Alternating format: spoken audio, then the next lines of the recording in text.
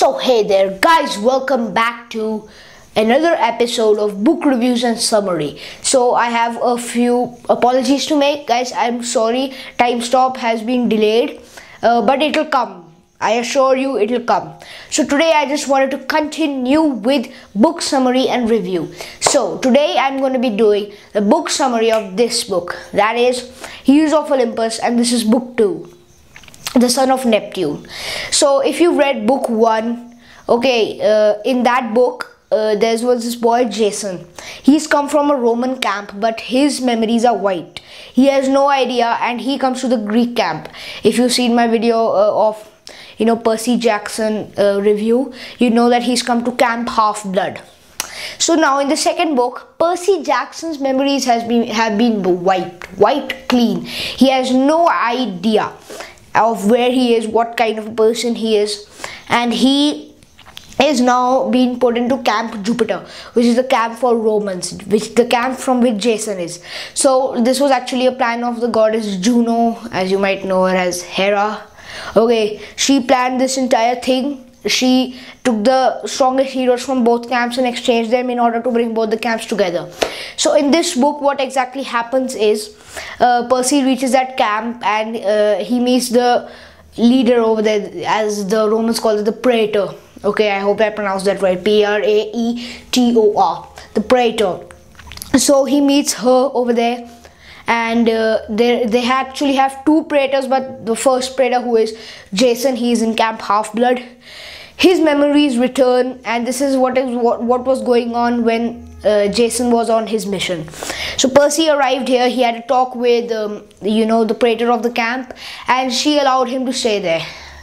So he actually, when he entered, he had no idea who he was, no idea. He just knew that his name was Percy. He remembered Annabeth and Tyson. Tyson was his Cyclops half-brother, and Annabeth was his very good friend. So he remembered these two people only, otherwise nobody else. So he made two friends over there. Those were Hazel and Frank.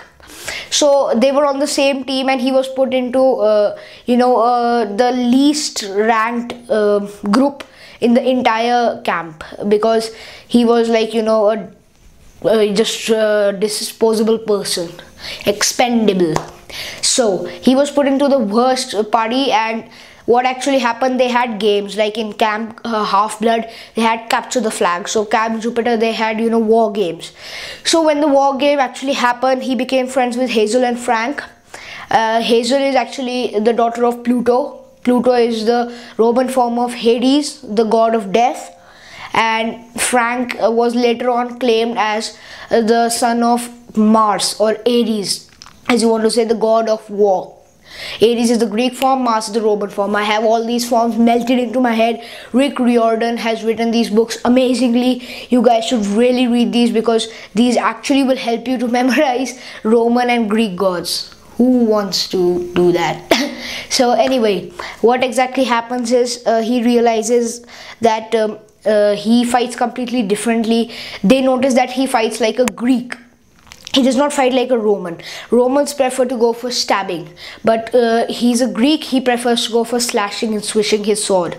So he just keeps on fighting normally. So then Frank's father, who is Mars, claims him in front of everybody, says that he's my son and he will go on a quest to save the camp. As you know, in Heroes of Olympus, Gaia, the goddess of the earth, is awakening, and she's trying to make all her first children, her second children, the giants, awaken. Okay, so that they can take over the world. So Gaia is actually in sleep right now, but her sons are waking up. So in this book, Frank, Hazel and Percy, they go to a very cold place, and they go to fight a giant who is actually really immortal in that area. He can only be killed when he is brought out of that area. Usually giants can only be killed by a mixture of demigods and a god. But what exactly happens is he is completely immortal within his area, and he's completely easy to kill when he's out of his area.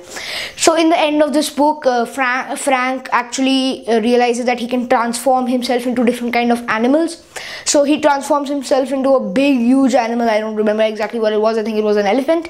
He pulls the giant all the way till the end.